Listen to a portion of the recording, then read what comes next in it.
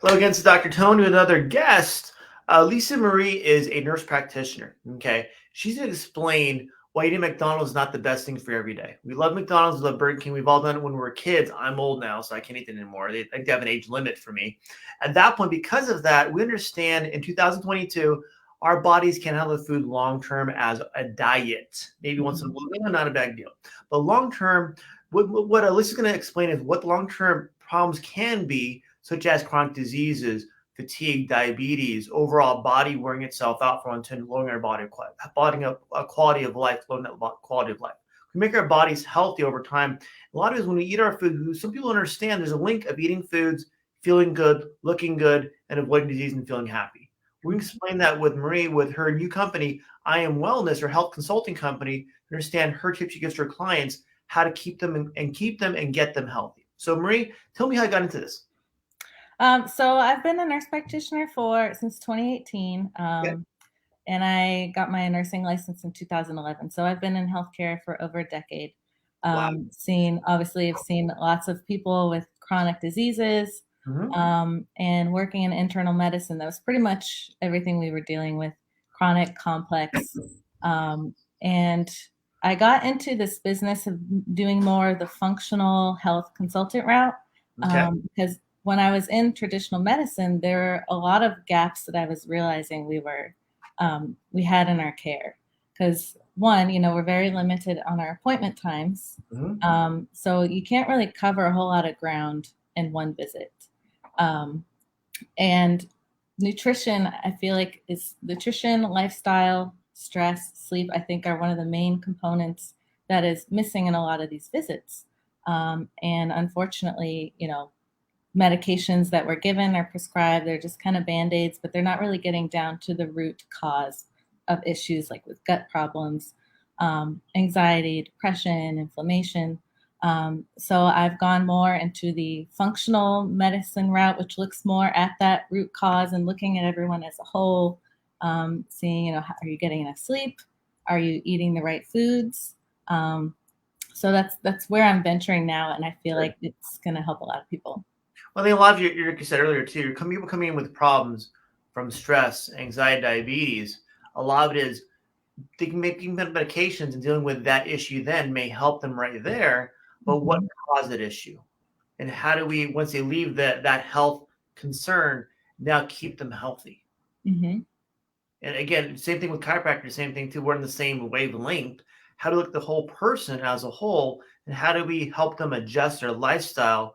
At that point, they can get their body to stay healthy. At that point, maintain that. You're giving them the education, I think, to understand how to get there beyond the medical concern or emergency they're having at that moment. mhm. Good. Yeah, and it's hard for somebody to, you may go and they tell you, go follow this diet plan, try this weight loss plan, but you don't really have that one-on-one guidance every step of the way to really tell you if you're doing the right thing or not. So that's what I'm focusing on.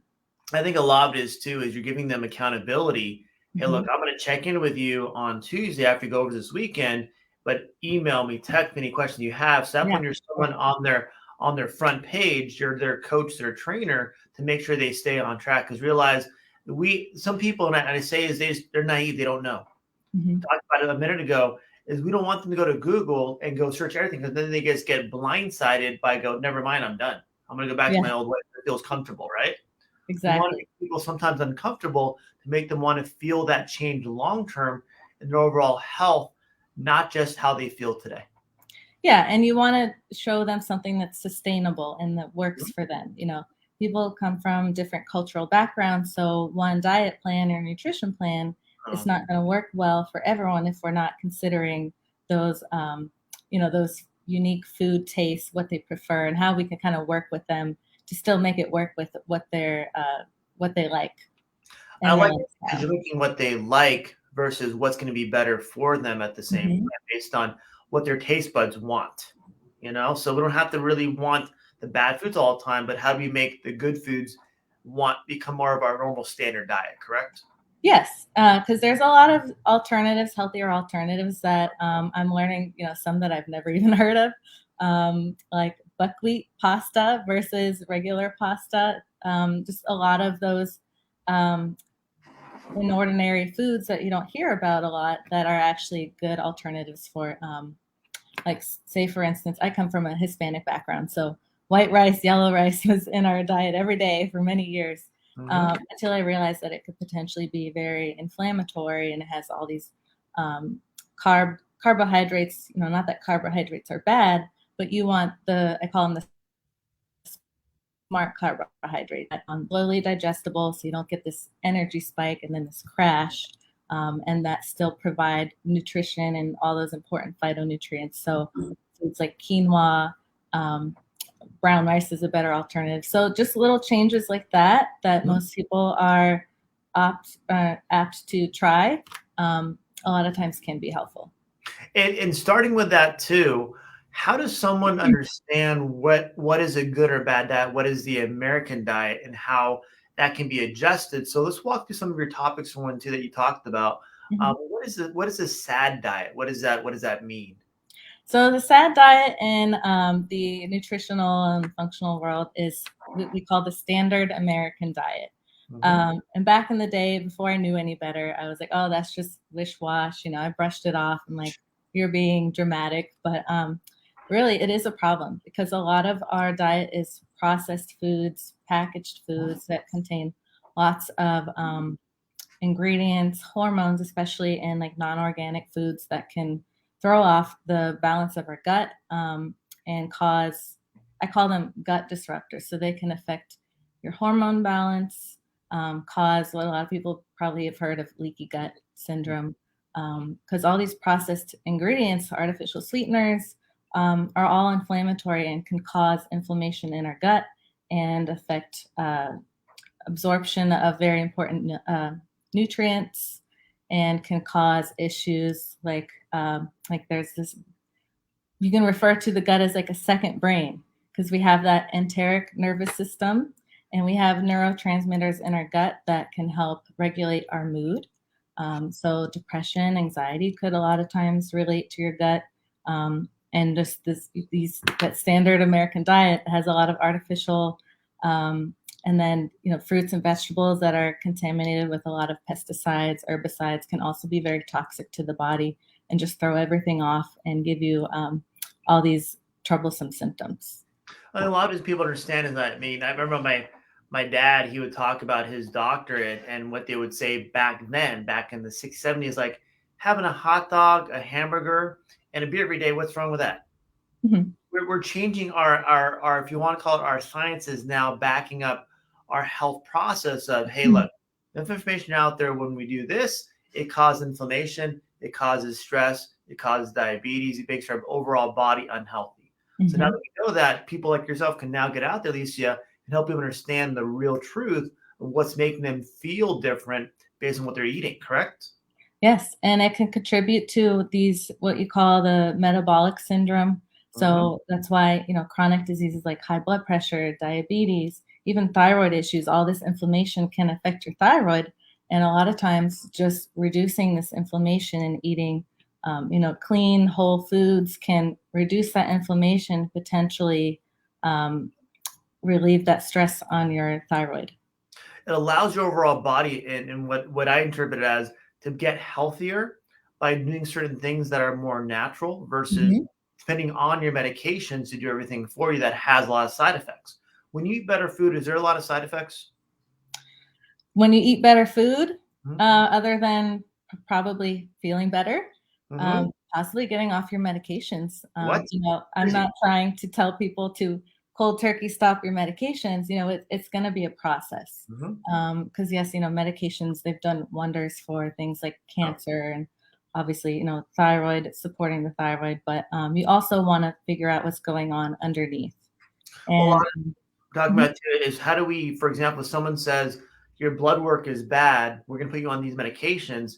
Let's make your blood work better by changing your diet to make your overall body, that blood work better. So when you go back, doctor, see doctor, now I'm better, can I have medication? They go, well, I guess I can argue with you that. I can argue with you.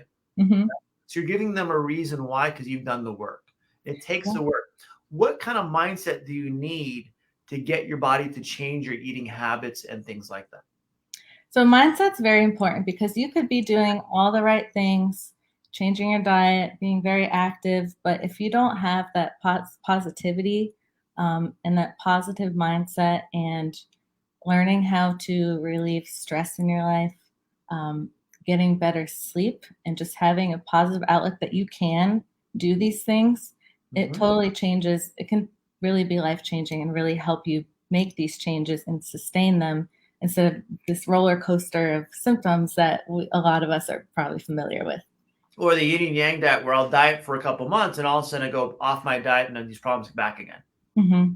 So Yeah, and the it's not unusual for someone to have a slope downwards and then they just want to give up. But if you have that positive mindset and just know that the only way out is to go back up and get back on your feet, it's really going to help you go a long way. and going that way too, I think are getting a lot of people to do when you have a coach or one-on-one consulting like with Alicia allows you to understand, hey, look, there's someone accountable, I have to be accountable too. There's that adult, I want to call it adult peer pressure where I have to do it, or why am I wasting my money? Why am I doing this? When you hire a consultant, realize you allow you to now pay attention to make sure you're getting it done. You're committing to it financially. So why not do the commitment and one call it emotionally or mentally, make sure your body follows through so your body can change. That Hmm. when you accept it as your normal routine habit diet versus I'm gonna do it for a couple months and come off of it again. Yeah, accountability, knowledge, Mhm. communication, those are the three most important things in helping you reach your goals. Good. And surrounding yourself with people that support you, getting away from the negativity, and just believing in yourself can get you a really long way. And once you believe in yourself long enough and see the results, you go, oh, it does work for Hmm. you. But once you get that, then it keeps you motivated to keep going, keep going, keep going. Hmm. That's And super then motivating. that knowledge aspect is, once. So what I do is I go through a case review with each client, and I really have a bird's eye view of what's going on. Good. I get a full health history from birth to present, everything they've tried in the past, and then if anything, even without lab work, once we do that 90-minute case review, it really gives you an idea of get some clarity of what's going on, and even just help you be a better advocate for yourself and know what the action plan needs to be. So, even if someone decided, after the program, they could still advocate for themselves and be accountable and know how to proceed. We're giving someone the big picture of their health. Okay, like when you do this, you had this food allergy. Let's get you off of this one. When you do Mhm. this, you're giving them what they would never get in healthcare using their health insurance to allow them to now to see the big picture of why am I getting this? Because Mhm. again, people are naive, they don't know. They're not nurses, they're not doctors, they're Yeah. not nutritionists. So now they get someone to actually bounce ideas off of, and that point give them a better plan of narrowing it down to keep themselves healthy, correct? Yeah. And people love knowing what's going on in their body. They love finding out and they're like, okay, so that's what's going on. That's what Mhm. I need to change.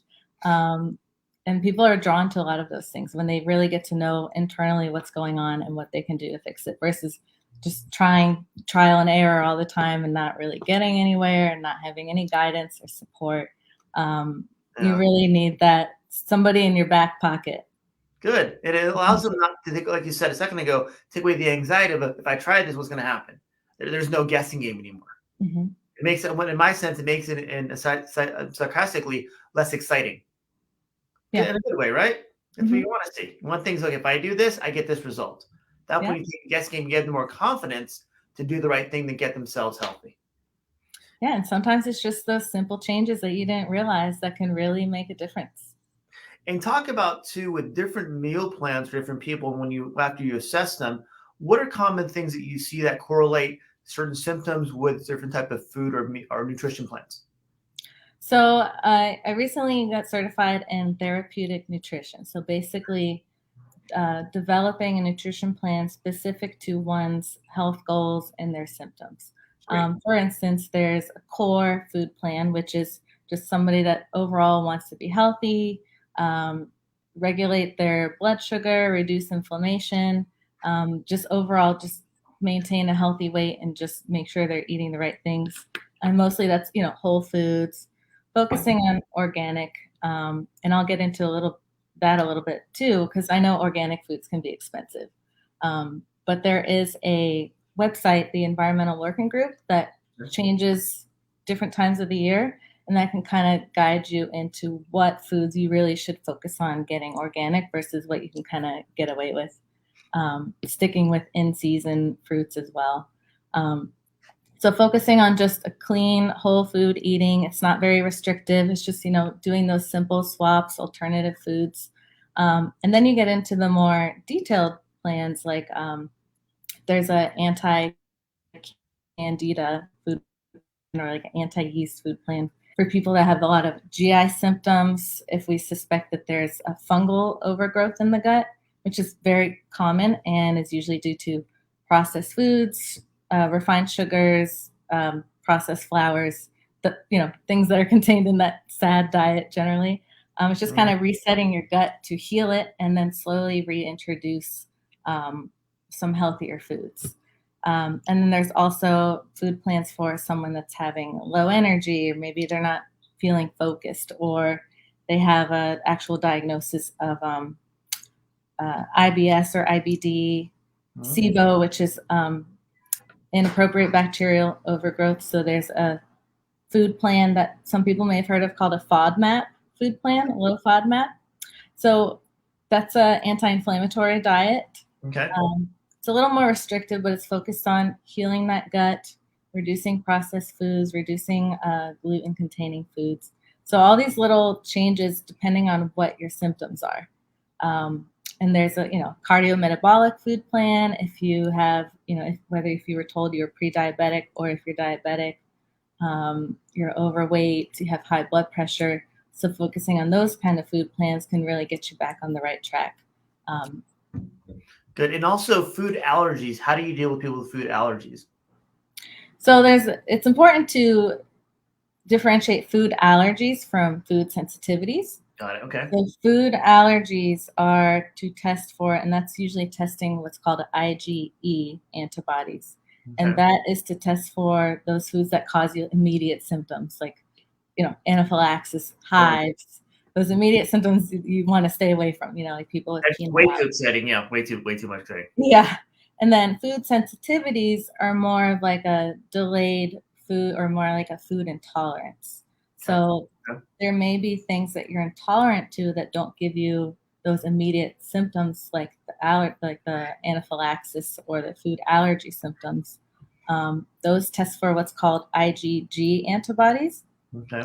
And that can cause, intolerant symptoms can cause some of those things like chronic headaches, frequent bloating, depression, anxiety, difficulty sleeping.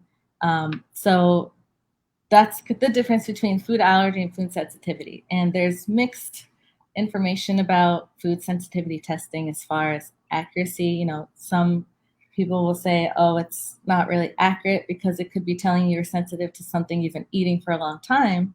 Okay. But on the other side of that, you could have been eating something for a very long time and you just developed an intolerance to it and it shows up on your sensitivity test.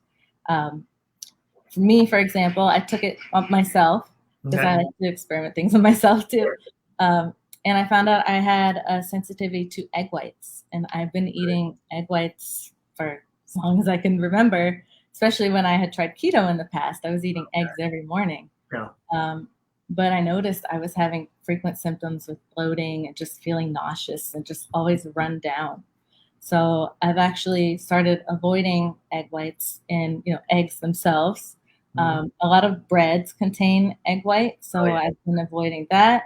And I have actually noticed a difference. I don't feel as bloated and nauseous and run down all the time.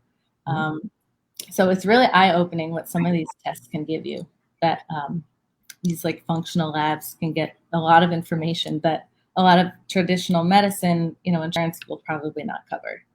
Your arm's still on. Why are you coming to my insurance and wanting me to charge my insurance, right? Or why do you want to authorize insurance for this? Well, a lot of it, if our quality of life is good enough, that's normal health care. The problem is we want our quality of life to go here where we don't feel bloated, we don't feel run down, we don't have headaches on and off, we don't feel body aches where we shouldn't feel body aches. We want a better quality of life. So it requires you to come out of pocket to get that extra health care. Sorry, this is America. This is what we do. Okay? Yeah. but it If you, works. it works. It works. Yeah. And the thing is, you're telling people, okay, and me too. I want a better quality of life so I can not only feel good now, but if I don't feel good now, how does it affect me later? Mhm. These problems build up over time in your body. So now you realize one day you wake up, you're 60 years old, you have cancer. You have Mhm. a long-term health condition that you could have prevented when you were younger because you didn't spend that extra 10, 15 bucks to buy that better food at the store. Yeah, and that's a good point too, is, even though eating healthier foods, unfortunately, organic healthier foods are more expensive, Hmm? in the long run, if you have good health, you're gonna save yourself a lot of money spent on medical bills and procedures and doctor's visits. So it really, to me, is worth the investment and worth you know, these days, things are a lot more expensive. So, Oh my um, gosh, don't even talk about gas yeah, prices. It's crazy. Especially in California, we have like $6 gas prices. It's crazy. I I don't know. know. I heard. I like riding my bike to work now just to make it easier Mhm. for me. I don't know. And Yeah. with yours too, going to from quality of life, how does supplementation work with your clients? Do you have them get vitamins? Do you have them do minerals? What do you do for supplementation, or do you recommend that off the bat? So first, after I implement just like a core Mhm. food plan for them that works, getting that I call it it's called the phytonutrient spectrum. So getting a rainbow of fruits and vegetables that have all kinds of nutritional properties. You can get a lot of great nutrition just from eating the right foods. Mhm. There's also testing that I can do to actually test each individual for specific nutritional deficiencies. Good. And then we can support that either with supplements or just dieting, whatever their preference is. Good. A lot of it Mhm. is you're giving them the baseline of where their body is, Mhm. and because everyone's diet is different, what they're deficient in, or even if you want to call it overloaded on too, at that point, how do you then narrow down their nutrition plan every day to make it more efficient for them? And just like many things, it's going to be a little bit of trial and error, Mhm. kind of figuring out what works for them, what they, I might say, oh, go try this food if you never tried it, but they might not like it. So, we're always going to change and reevaluate, and just work together and figure out what's going to work best for them. And it's a lot of it, you're customizing it for them because you're getting feedback from them. Okay, this doesn't work for you. Try this. Try this. So that point, they're going to basically narrow down an efficient meal choices or even food choice you can have every day, every week, and not feel like it's going to cause problems or they're going to have issues down the line or they can't go out that day or they're going to feel run down. So you're giving them the health perspective versus being sick on and off because they just don't know. Yeah, and if they want to meet, once a month and have me on a video call and go through the pantry, tell them, no, don't eat this, don't eat that. What do I need to get from the store? We'll go, get this and, help them with a grocery list. So really, it's literally having somebody with you all the way, every step of the way to help you make those changes and know what you're doing. Isn't it amazing how much food we waste also? That Yeah, we very sometimes simple. go by because they have like if you buy 4, you get the fourth, the fifth free or something like that. So you buy the Mhm. 5, all of a sudden 6 months later we see that can expired. That food expired. So you're helping them realize not only being efficient, but in the long run, even saving money for foods they're not going to want to even eat in the future. Yeah, and it's like if you buy a bunch of vegetables, you want to make sure that you kind of plan out your week or your days to Mhm. know, okay, am I going to be able to have time to make this before it goes bad or expires? So, you don't want to get too much and then it all starts going bad. And that's the thing is we all love to shop at Costco and Sam's, even Walmart too, and buy the big fan pack because it's cheaper per Mhm. pound per ounce. If we don't eat it though, what happens? We're going to throw it out. Yeah, it's all about planning ahead too. Yes, Um, yes. Yeah, meal planning, it's great. It's just a matter of giving yourself, setting that time. Think of it like making an appointment and Mhm. just planning your meals for the week.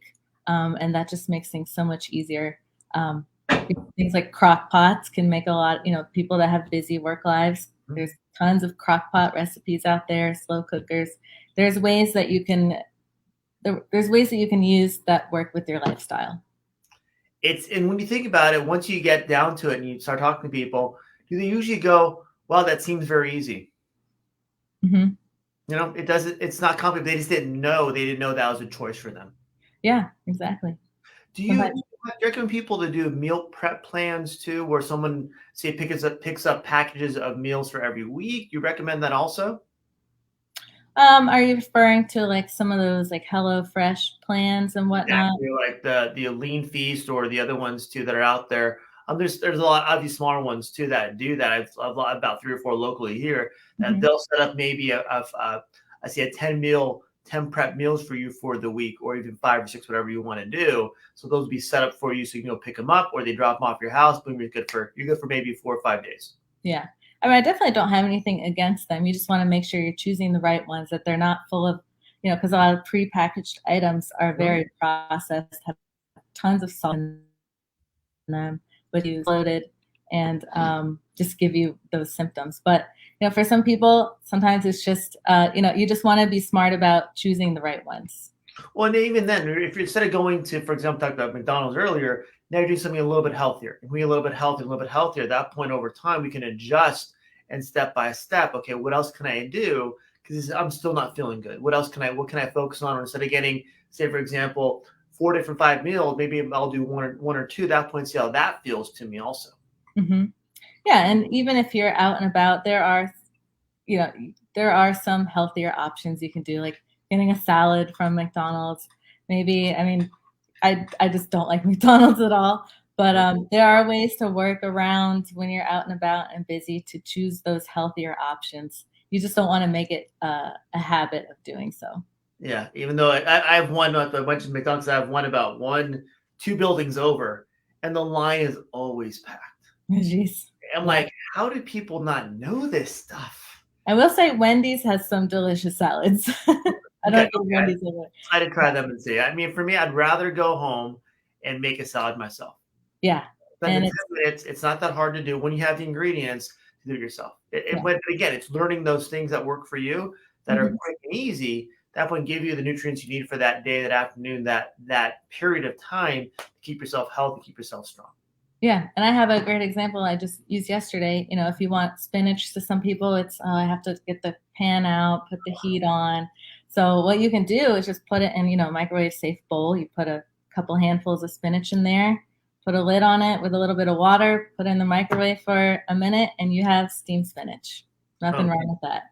isn't that's technology, correct? Makes Yeah, it a lot easier. Oh and my then if god. you have some, there's some decent choices for frozen chicken out there that's pre-cooked. Mhm. Pre-cooked isn't always best, but if you're in a hurry and you're trying to stay healthy, you can throw in some chicken in there with that spinach, add a little olive oil, and there you go. Do you recommend people buying the chickens like at the supermarkets too? Like at Albertsons, Vons, where they have the pre-made chickens like in a bag?